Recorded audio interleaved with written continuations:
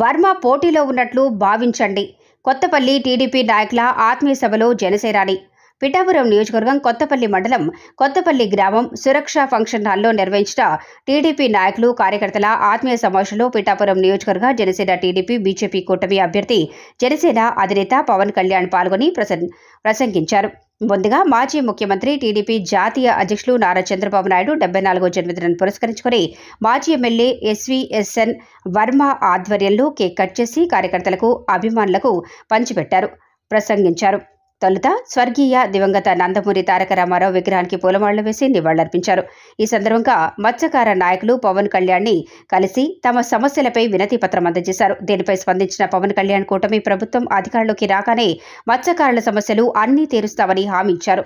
ఈ కార్యక్రమంలో తెలుగుదేశం మండల అధ్యక్షులు అనిశెట్టి సత్యానందరెడ్డి, గిరీష్ వర్మ, డాక్టర్ జ్యోతుల శ్రీనివాసరావు, జనసేన జిల్లా ఇన్ఛార్జ్ తుమ్మల బాబు, జనసేన తెలంగాణ రాష్ట్ర అధ్యక్షుడు, జనసేన తెలంగాణ ఇన్ఛార్జ్ శంకర్ గౌడ్, వేమగిరి రాంబాబు, కొత్తపల్లి సర్పంచ్ గవర నాగేశ్వరరావు, సానా నాగు, మరిశెట్టి బుజ్జి, మాతా మాధవి, జనసేన టీడీపీ నాయకులు కార్యకర్తలు పాల్గొన్నారు.